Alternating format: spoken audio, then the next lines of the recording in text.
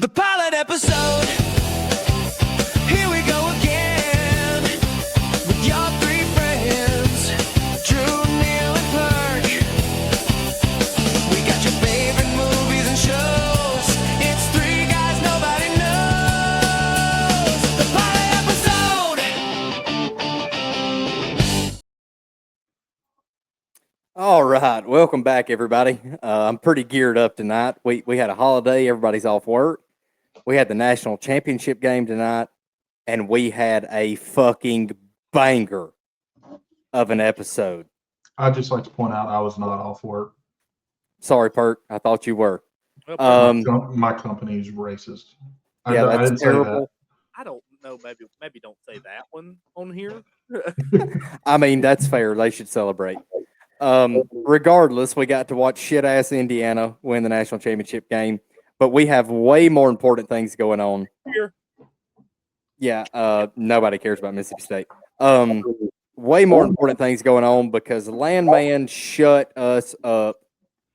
The final episode brought everything home and then some. I'll be honest with you, it was better than I even thought it could be. Perfect. Close up. I do want to stop. I do want to say something. This is going to be a very positive episode, but I do want to say my one negative thing right off the bat. Get it out of the way because I'm going to be. I do not feel like we should have had to take as many episodes of crap to build up to get that good of an episode. It was needed. I know. Hear me out. Hear me out. There were some things that could have been hit, like we've all talked about. There were some things that could have been done differently, but this episode sewed up everything, put it in a nice little box, put a bow on top of it, and brought home why he did everything the way he did. All the stuff we complained about the roommate, we have answers. All the stuff we complained about, maybe Angela being in too much. Well, this episode focuses back on. We go back into the oil fields and what's going on in the oil fields. We were wondering what happened to Galeno because he wasn't that president. He's a major factor now. Everything. Drew, we've given TL a role. We've given that. Yeah. I won't lie. I feel like this might be my favorite episode of the series. 1,000%, it's not close. Yeah. And here's the thing, Perk, to your point, do I agree with you? Yes, I do. I'll be honest, like brutally honest. I do agree with you. I think the way me and Drew are looking at it, when a guy's been batting in the 3-hole all year, batting 375 with 20 home runs, when he gets up there and hit a home run, it doesn't feel the same as the 9-hole hitter that's 0 for 17. When you get up there and step up in the clutch, when you got to have it, it means a little more. And that's what this episode felt like to me. Yeah. It was like the Marlins. You remember after D. Yeah. D. Gordon, wasn't it? Was it D. Gordon? Yeah, and Hernandez died. What was it? The day after, and he hits Felix. the home. Yeah, Felix Hernandez. Yeah, just like that. Also, speaking to sports moments, there was one scene in this before we even get to the real meat of it that really moved me that is dying in today's society and in team sports. And regardless of how you feel about somebody, when you step in between those lines, if you sign up to do it, you do it to the best of your fucking ability. I don't care if it's on the chess team, you're in the band. I don't give a shit what you're doing. I love that scene. I absolutely loved it where Ansley stood up for E.T. Yeah. Yes, I loved it. It was so good. It really was. It was very humbling to like the people who were acting like, and even we've been people who've said it. Talking about Ainsley, how she just kind of dumb. She doesn't really understand the things going on around her a lot of times. This shows that she's still a really good person at heart. Yeah, she knew that girl was being nice to her, went right back and defended her. I don't think you can call her a girl.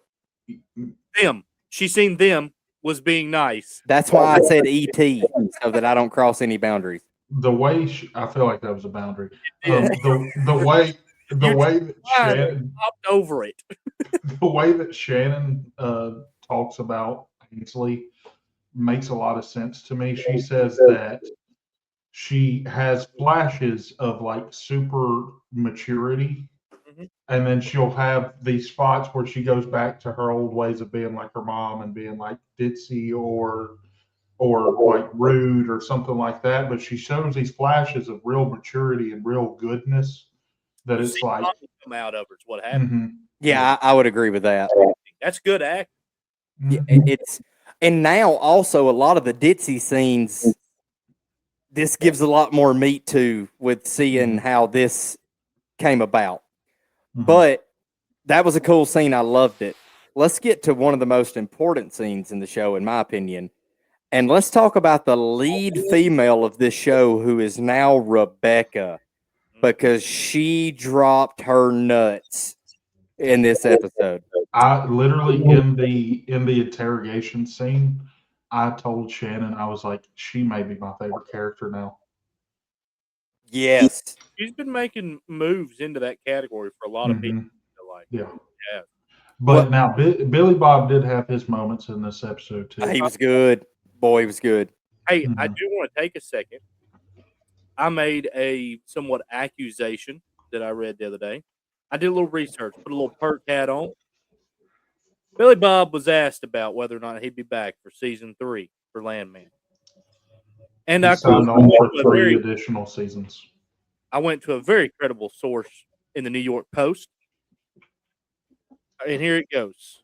So here's the issue. Taylor Sheridan is, however, going to NBC, not Paramount anymore. So the show actually will continue on NBC going forward, from what I have read here, because Taylor Sheridan is the owner of the show, but however, Paramount owns the rights to what has already been produced. So does that mean it moves to Peacock? Yes, NBC and Okay. Peacock. Okay, here we go. Landman season 3 will shoot in the spring. I'll be there, Thornton told the outlet. He also told a reporter who asked him about it today that it was AI generated bullcrap. Yeah. He said, "It's been great working with Sam, and I love doing this show. I'll be here as long as it plays out. If it's 5 years, great. If it's 6 years, I'm there." Yeah. So the reports I've seen is that he's officially signed a contract through season 5. Yeah. But if there's still more story to tell, he will be there for the more story to tell. Yeah. So they kind of do give you a little bit of a fake out there at the end of the episode where he's kind of like feeling a little weird. He takes aspirins. And I don't know if you noticed this, he did not touch a single cigarette this entire episode. Yes, me and Haley talked about that. I thought he was in trouble, fellas. All When right, he went back out to the truck and got that aspirin, I thought he was in trouble. no. I got a very Sons of Anarchy moment when he was on the interstate and was like, "Whatever else you got, God," after he got off the phone with Angela. Yeah. And the wreck started happening. I thought that was their way of killing him off. I really did. Like sitting there watching it, I was like, "They're killing him. This is it. He's gone." But all right. Yeah. I have I've got some notes. I'm sure both of you do as well. So I'm gonna go ahead and hit one of my topics, and then we'll roll just through everybody's notes or anything like that. And I'll say this. So this is based off of like what Cammy did to Tommy when she fired him. Then she brings Nate in because she's gonna hire Nate as the president. Nate walks. Well, and then we go through the whole scene where Tommy goes out, secures the loan from Galeno, Mhm. and I write, Tommy is what people in the business industry like to call a fucking genius. He's doing exactly what he told Cammy not to do. However, the difference is he knows exactly what he is doing. Right. Well, that and he's the house because they have no money tied into this yet, and he knows Cooper's already hit. Yeah. Yeah. I don't want to jump ahead too much. I'm gonna go back into what you said. I do want to give him a lot of credit for naming Cooper president before we get into that final scene. Which I guess technically he really didn't have much of a choice. Cooper kind of fucking did it already. Yeah. He did the hard part that was the shot in the dark. To what you said though, Drew, Nate's best moment in 2 seasons happened on this episode. Yep. Him and Tommy had conversations, and Tommy told him, "She's going to tell you to be president." And he's like, whatever.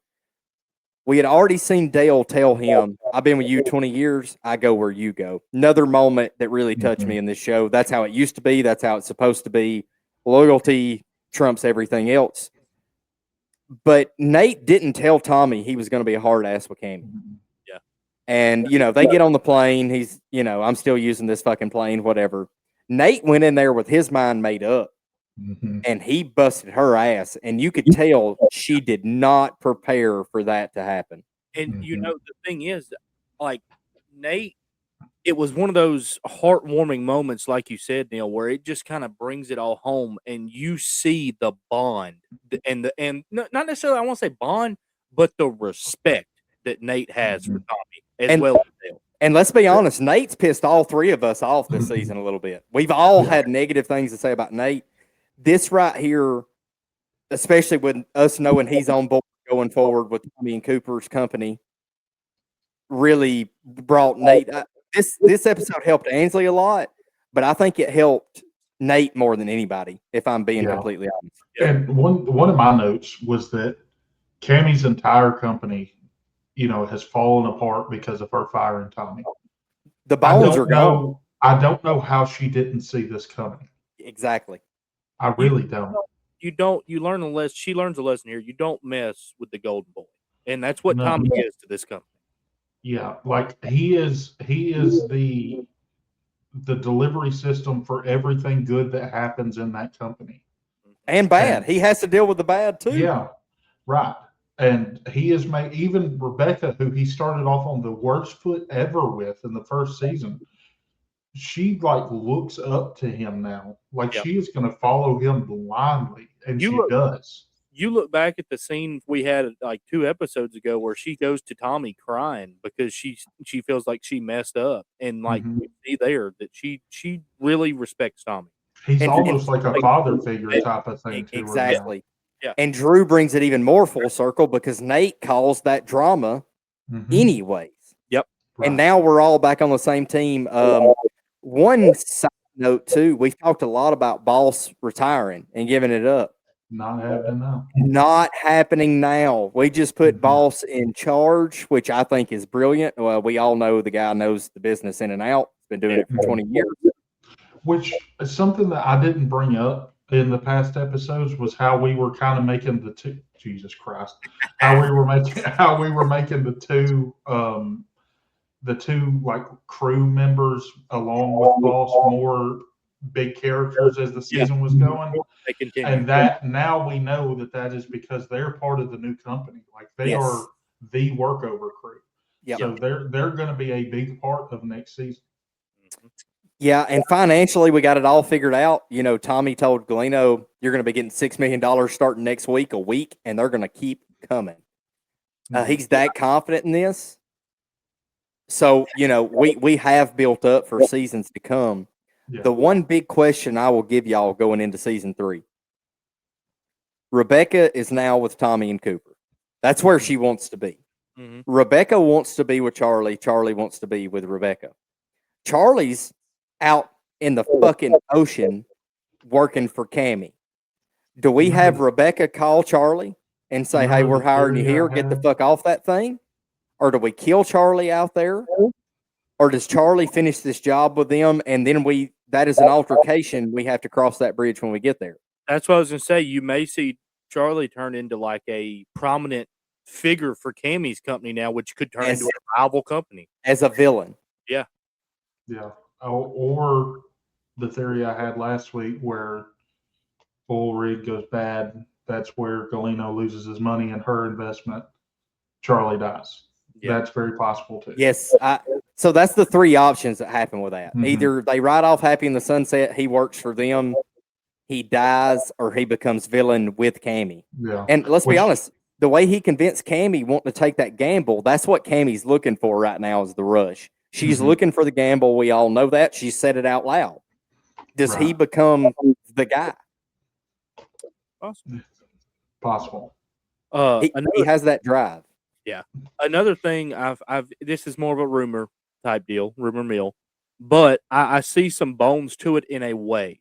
So a lot of people are speculating that Tommy put the cattle on the end of the LLC to possibly tie into Yellowstone one day and somehow The bring 4 the two worlds sixes. together.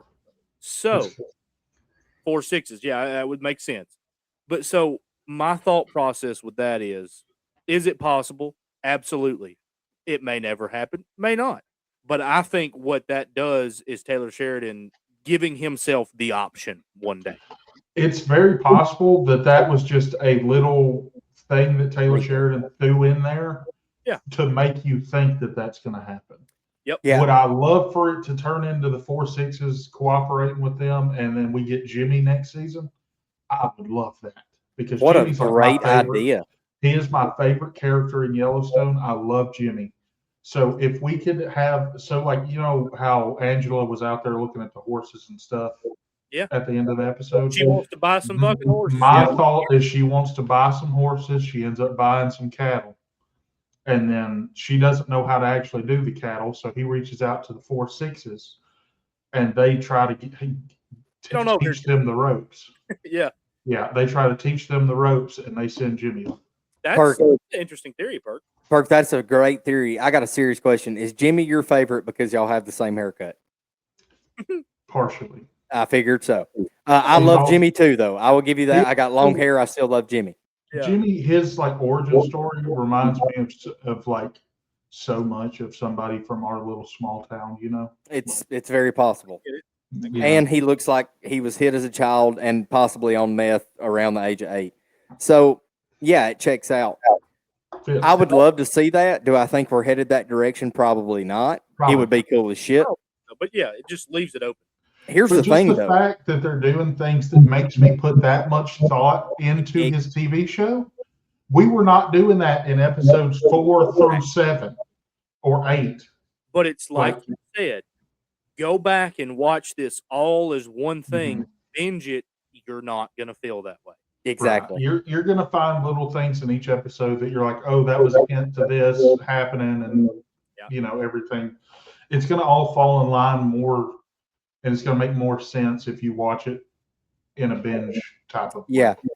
Like Drew said, looking back as a whole, guys, I'm willing to argue this season ended up being better than season 1. With everything we have laid a foundation for, season 3, we can go any direction, and I'm going to be happy because of the way we left it. I get your argument. I think the ending definitely. I think the ending is by far better than season 1's ending. However, I just think the body of work season 1 was just so good. I mean, you may be right there, but we got to keep in mind episodes 1 through 3, we were still on the same uptick trajectory that we were from season 1. Yeah. So, you know, that'd be my only argument. And the thing is, like I said, it's the foundation for everything that's laid. I think we're in a better position going into season 3 than we were coming into season 2. Yeah. And we are going to get in season 3. I feel like season 3 is going to end up being one of those seasons of a TV show. It could end up being one of those seasons that is like one of the best seasons of TV ever if they do it right, if they pull it off, because they're setting up for TL, for Sam Elliott to be a bigger character, to be a more well-rounded character, not just crying at the pool every time we see him.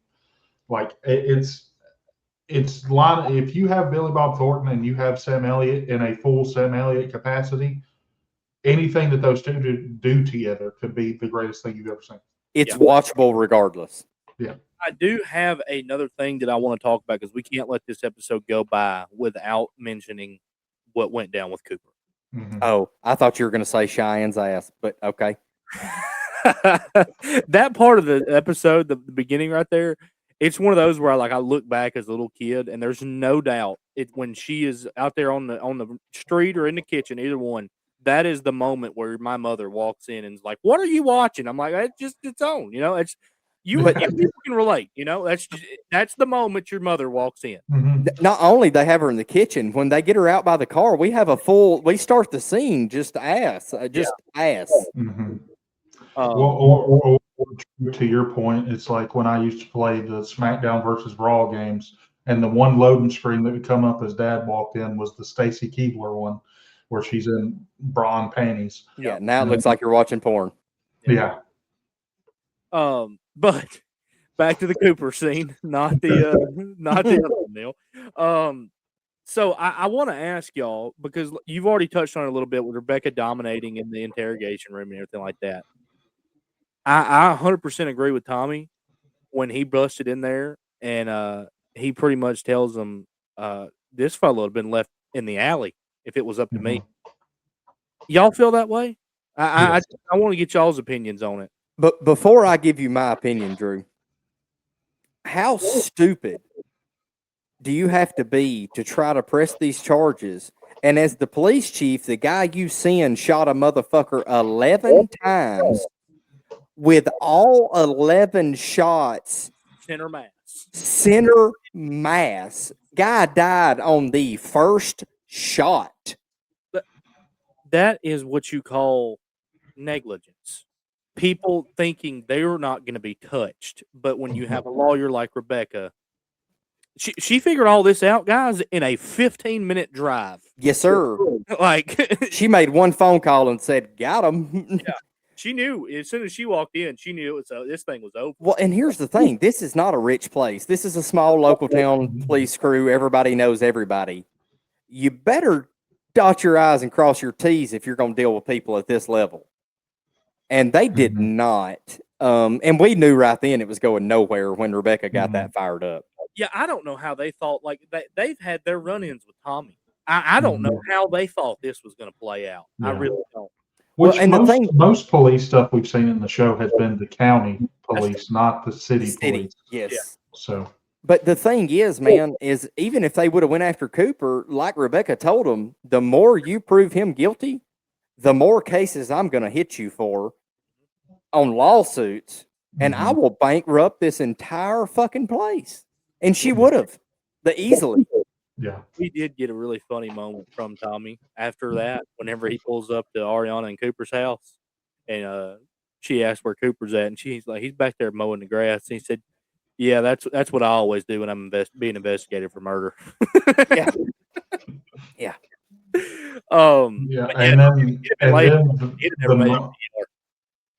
But then the moment of him telling Ariana that he's off the hook for it, but this is gonna affect him. And then first thing we see with him and Cooper's like, "I went too far. I shouldn't have done that. I killed this guy." And he's like, "You never say that ever again." And he shouldn't. He should not feel that way. First off, let's talk about this. We're leaving this out. We should have said this first thing. He didn't kill the motherfucker. He had a heart attack in the damn hospital. Yeah. He's a cokehead, overweight, that drinks Coors Banquet from 11 a.m. to 9 p.m. I imagine you have some fucking health issues. Yep. Yeah. And he was probably vaccinated. And I will say, too, one thing I did want to say is, Jesus Christ, Neil. But one thing I did want to say is the Jesus Christ. The Tommy scene when him going in with the police chief and all the police and everything, that is like, it was like a tandem 1-2. Jesus Christ, I did it again. It's like a tandem 1-2 punch with Rebecca's scene in the interrogation room. It was like the same scene kind of, but both of their takes on the scene, and it was really cool to see how those two actors approached it a little bit differently. It was. And like even just Tommy's little jab at the end, it meant nothing, but it was kind of funny when Cooper's like, "Well, I got her here and I got the kid and whatever." He's like, "Bring them all. Hell, just bring them all. But you got to come with me." Yeah. Mm-hmm. That was good. I liked that. I'm trying to think if there's anything else we need to hit. Did y'all have anything out of the episode? Oh, I mean, we could talk about this episode. No, for an hour. It was just so good through and through. You kind of talked about it a little bit, but Tommy's "We Are the House" speech with Galeno, like that entire monologue was Emmy worthy. Like he could be nominated for an Emmy off of that moment. Jesus Christ. Guys, if y'all just normally listen to this episode, make sure you watch this one because we have gotten about 8 close-ups of Pert that have been beautiful. And they have all been accidental. Y'all need to see these throat shots we got on Pert. Next time he does it, I'm going to throw it up full screen. Let y'all just see it. AI ain't always a good thing. But yeah, so that'll do it on this episode. We haven't ever done this. Do y'all want to rate? Go ahead, Pert. Go ahead. It's still doing it. No, we got him. Oh, we got him. Y'all have got to watch this one. y'all, Jesus Christ. y'all, Okay. All right. All right. y'all have got to watch this one. One note I did have that I did want to get to, and it was buried, and I almost missed it. With Tommy's talk with Angela at the end, I thought he was about to like bust out a ring and propose to her right there. We were going to have a wedding next season. I had one more thing. I'm glad you brought that up, Perk. That's possible. That made a lot of sense there too. However, the coyote is back. Monty died last time. Mm-hmm. Who do we think's gonna die? Somebody's dying. So here's the deal. Y'all know I've been big on somebody dying, and I think it may be Charlie. But before we get to who it really is, Yeah, it's because we didn't see him this episode. yes. And Rebecca's on the uptick again. She got down and out. Now she's with Tommy and Cooper. She's a bad motherfucker again. Let's keep in mind a little bit of the wind got took out of her sails with the whole back and forth in the offshore rig. You know, she went in there big dick swinging. She got hit on the head a little. This is setting up somebody to die. We know it's not Tommy. No, he's signed back. But We know it's not Tommy. So I would say Charlie off the rip, but it is back for a reason. I'm glad y'all caught that. I got a fan prediction. It's my mother, but tonight my mother informed me that we are starting season 3 with a wedding. That is what she believes in her mind. Whatever. whether I think- it be Cooper and Ariana or Tommy and So just saying a wedding in general again is a little broad because it could be either or what if we say fuck it? We're millionaires now, double wedding, whole shebang. Perk, are you okay over there, dude? You are having a tough go of it this episode. Buddy. I sneezed. I muted my mic in time, but I couldn't get to the camera. Is on the ass over there, Yeah. right in the middle of you talking. Yeah, and you're sober, aren't you? Yeah. All day, every day, buddy. I couldn't imagine. That's a I mean, again, kind of broad, but I get it. It's possible the double wedding would be kind of cool. I wonder how I did see one fan theory I forgot to bring up. He mentions that their days are about to have a lot more tragedy than not. And he mentions cancer specifically. What if he has a cancer diagnosis and that's why he's not smoking? Another pickup there. Oh. And he said, I'm going for one more home run or one more big one. Mhm. Yeah. Or he said, I want to see if I got one more home run in me. Mhm. Oh, that's one last note I want to bring up. The level Tommy is at this business, he got offered a 7-digit salary. And he said, nah. Sitting at lunch, 7-digit salary, access to the plane, living whole 9 yards, whatever you need. Right then and there, sitting at, it may have been brunch. Hell, it may not even been lunch. And this dude said, I got to see if I got one more home run in me. Let me tell y'all what, I'm a fucking sellout then. Because I'd have said, you know what? Fuck that shit. You got me here. Mhm. Well, I mean, and next day he had an interview with Chevron. Yeah. Like, people know Tommy Norris. Yeah, he clearly knows what he's doing. Apparently, everybody knew except Cammy. Yeah. Dumbass. So, again, I don't know if y'all want to do this. Do y'all want to rate the season, or how do y'all want to do this? I don't even know how I would rate the season at the moment. Yeah, I mean, do we wait till the series is completely over? I tell you what, we'll reconvene off air, and we may come back with another Landman episode with y'all next week. Maybe some insight to what we're thinking a little bit more for season 3, and maybe just a review and ranking type deal. We'll do something like a that. full season talk through or something. Yeah. All right, I was going to ask y'all this. So next Tuesday night, or next Tuesday, I'm sorry, we don't have Landman.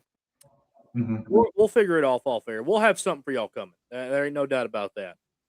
I was going to recommend 2 wheel spins to fill the space until we get there. Well, that's what I was going to say. Whether it be another wheel spin or something, we will catch that. We are going to do the wheel spin for this Friday's episode.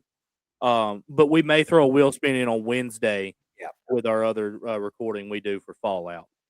But all right, let's we did pre-record this wheel spin. I will let you guys know this just because of my birthday's coming up. We had a lot of stuff going on. We had my birthday before. Neil's birthday before. Had some stuff going on. Bald.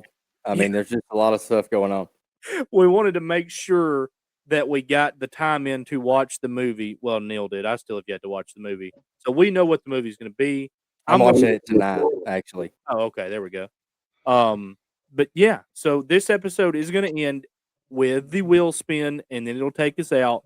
Do y'all have anything before we head out? Phenomenal season. I really feel shitty for feeling the way I did about a lot of episodes looking back. I misjudged. I was wrong.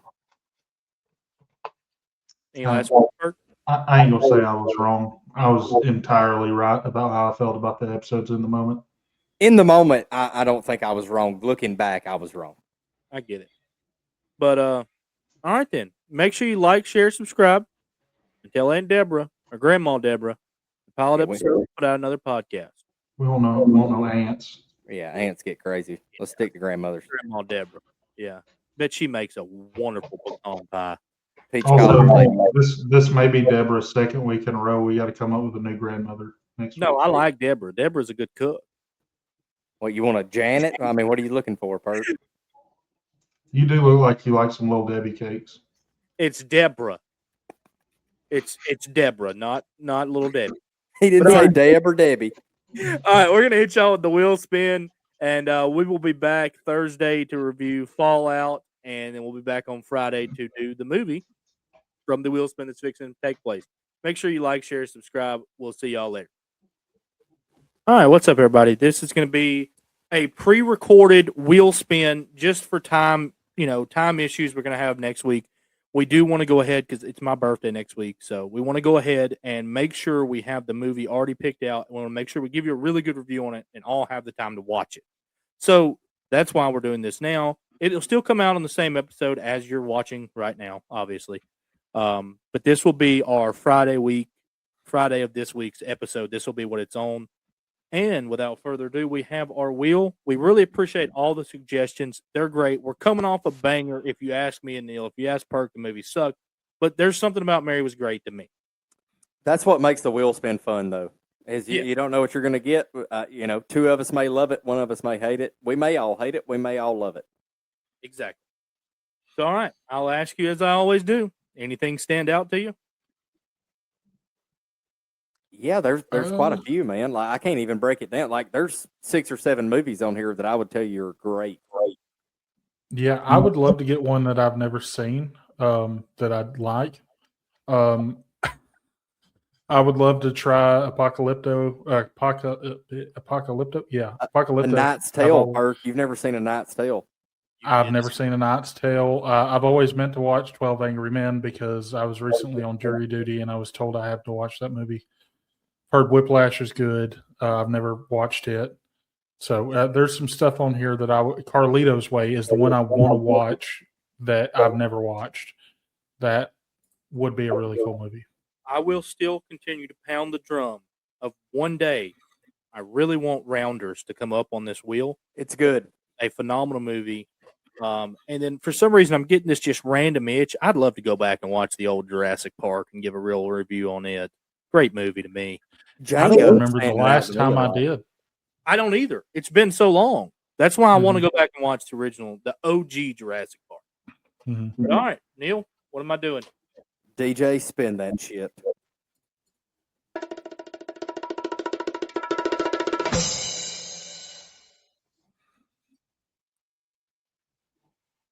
Oh, I'm so happy about that. Great movie. Never seen it. I have never seen this movie. What is this movie about, Kurt? Warriors. It's great. So it's like I accidentally zoomed in. So it's like a post-apocalyptic type of world. It's great. It's a fun time. It's like different gangs and stuff like that. It's a fun movie. Okay. All right. Well, I've already gave you all the announcements before we play this video, and this is weird for me. But hey, Grandma, we released another episode. I had to come in and say one thing.